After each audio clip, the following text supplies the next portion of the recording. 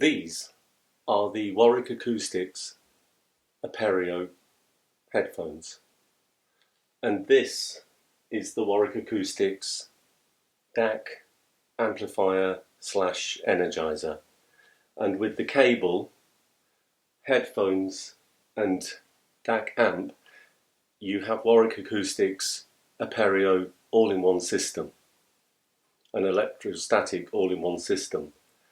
Now, the fact that I'm sitting here at home with this system is for me a little miracle. The cost of this system is around 34k euro. I live in Germany, which is a price category well beyond my reach and probably will remain well beyond my reach. However, I have a big thank you to extend to Martin Roberts of Warwick Acoustics, who kindly made it possible to live with this incredible system for a couple of weeks. But more importantly, a big thank you to a guy called Carsten Hickings of Audiodomain. It's a high-end audio dealer in Germany who work together with Warwick Acoustics amongst many other audio equipment suppliers, designers, manufacturers, and Carsten kindly agreed to sending me a Aperio system.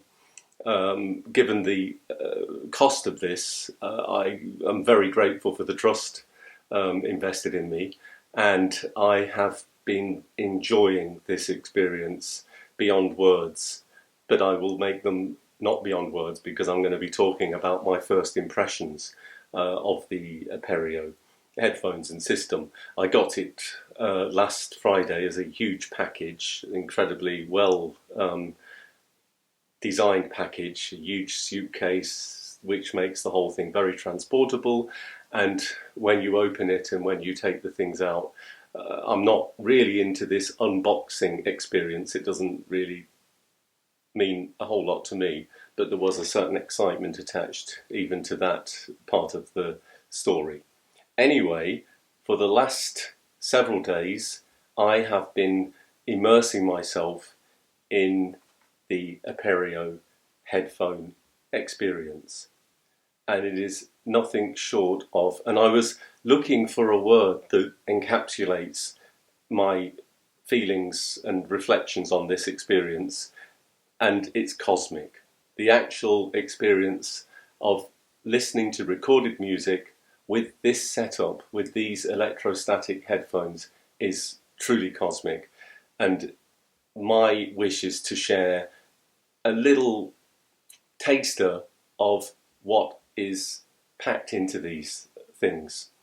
And to do that, I guess you're talking about categories of the experience of listening to recorded music, and there's no structure in my head how I go through this because I haven't really worked out a template to deal with it on that level. But what I can say, the first impact is putting them on and listening to them is incredible level of cleanness of sound, of clarity of sound, of resolution, of detail, that there isn't anything that you can't hear, and not only can't hear, because that would be pretty bad if you can't hear the music on a pair of headphones, jokingly.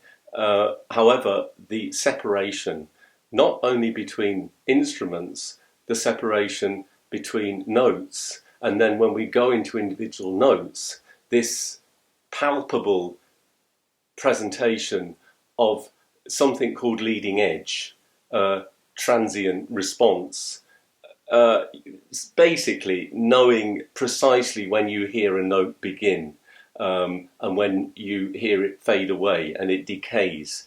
And there's stuff going on in the presentation of notes which is cosmic. It's actually mind-blowing, and it's also deeply satisfying and entertaining. So it isn't fatiguing in the sense that so much information is bombarding you, so many nuances of information in terms of frequency response. So that's another category which is important in appreciating and understanding what you like about a pair of headphones and the experience that you get with this.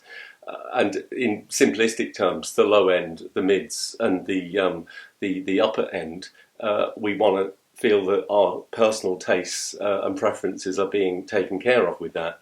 And with these headphones, every level of frequency response is also cosmic, and I'll use that word ad infinitum, in the sense that everything is taken to the absolute limit. So it's not only in terms of completely fulfilling the quality of the recording of the music that was played and recorded, it's also about extension. I really like my treble to be sparkly and sweet and defined and nuanced and as bright as it has to be, and not sibilant and not harsh, so all the obvious no-nos.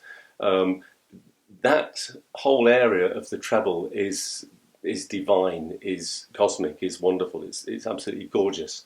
Whether I'm listening to a piece of jazz and there's a trumpet or a saxophone delivering its beauty and challenging the headphones and the system to present that in a really enjoyable, exciting fashion, or I go down to the lower end and I have got the bass, the double bass, or I could switch to a bass guitar, and where the bass guitar is really going for it and really exploring that lower end. I mean, when we're talking about bass, is all the way down, and these transducers, these headphones, this setup is genius level in presenting the beauty of bass, digging right deep into that lower end and coming up with all of the shape and the tightness and the nuance and the definition that give an appreciation of bass its true value. And then we move into the mid-range, which for us who love vocals and love melodies and love everything that takes place in the mid-range, and it's a huge area, and these are simply gorgeous. Again, what really gets me is just how resolving they are, how much they separate complexity. So there is anything, it could be an orchestral piece, or it could be a very multi-layered electronic piece of music, where we're not even necessarily talking about recording of live instruments, but we are talking about tracks that could have, pieces that could have 64, 100 tracks. And this experience, these Aperio headphones give you every single track and every single detail, and in a most pleasurable, easy to digest fashion. It makes complexity simple. So this is a kind of hysterical praise and enthusiasm from my side. I first encountered them this year at the Munich High End. So I'd gone there knowing that I would try to get 20 good minutes in the Warwick Acoustics separate room at the High End, and spent a good time in there with Martin Roberts and his colleagues. And then the time came to sit down and get into the Aperio, and 20 minutes later I had to force myself to take them off because I knew that could go on for hours, and it gave me an idea of how amazing these are, and it also made me think I really want to spend some time with them.